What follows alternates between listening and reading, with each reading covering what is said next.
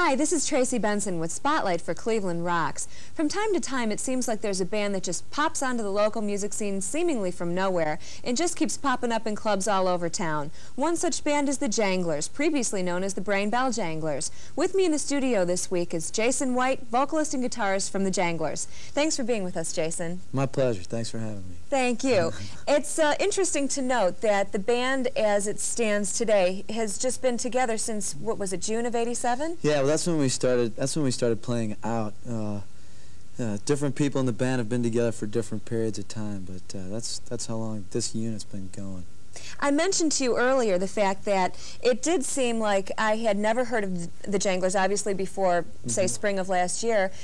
Saw you at the R&R Festival last summer at, what was that, Huntsburg, Ohio? Yeah. And ever since then, I've seen your name all over the place, popping up in clubs. What's the deal? Where'd you come from? Who are you? Well, name some of the other people in the band. Well, okay, lead guitarist in the band is a guy named John Treadway, and he and I have been playing together since we started high school. We went to school together. We also went to school with the bass player, Sonny Miller. Now, the three of us in September of '86 went down to Austin, Texas, where the band sort of got its start. And around June of '87, you know, we were back in town here. We'd picked up Henry Bruner on the keyboards, and we'd picked up David Blackwelder on the drums, who's just been replaced by Kickin' McCoy. Kickin' McCoy, huh? Our new drummer, yeah. So that's, you know, we played our first job at Peabody's Cafe in Cleveland Heights. That was in early June of '87, and that's the whole story. It's just been getting better since then. So you, Sonny, and John are from Cleveland. That's right. Everybody's pretty much from Cleveland, from the east side. You spent a year in Austin, is that it? Or? Yeah, it was more like 6 months. 6 we months? were down there, just sort of figuring out.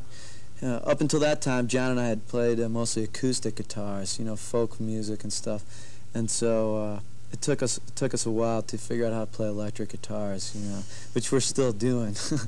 But yeah, so now that's where it all started. From what I've read about you, you do play out, when you play out, you do play some copy material, but you also play originals. Right. How much of what you play out is original material, and who writes it? I would say about a third of what we play on a given night is our own stuff. I write most of the songs with John Treadway.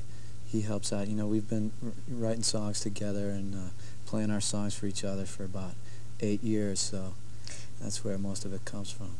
You've described your music as shockabilly. Yeah. I like the term. Tell me what it means. Well, that was actually sort of a term that a friend of mine made up to mean sort of rock and roll, country, blues, all mixed together. You know, that's not saying much because there are a lot of bands that have a real bluesy rock feel these days, especially with, you know, the way old rock and roll is coming back, it seems.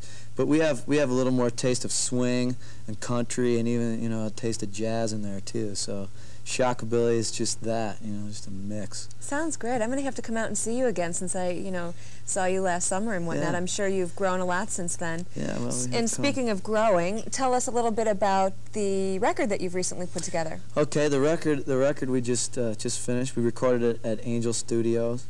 We produced it ourselves along with our manager, Gigi Gregg. Mark Luthart engineered it, and it's 10 songs, all original. Some slow ones, some fast ones. You know, it's a good mix, and it's going to be released on Jangler Records soon. Excellent. We'll look for it. Yeah. We'll look for it. Now, as I said earlier, you've just seemed to pop onto the scene with quite a burst of energy. How do you figure that? I mean, what do you attribute your quick success? Well, I think it's mainly that we play more obscure songs, you know, songs that are, you know, good time songs, but are not, you know, the typical Moni Louie bands that, you know, that most of the young bands are playing. You know, so it's just a little bit different. Well, good. Here's to growing popularity. Thank you. Thanks for being with us, Jason. My pleasure. This has been Tracy Benson for Spotlight with Cleveland Rocks.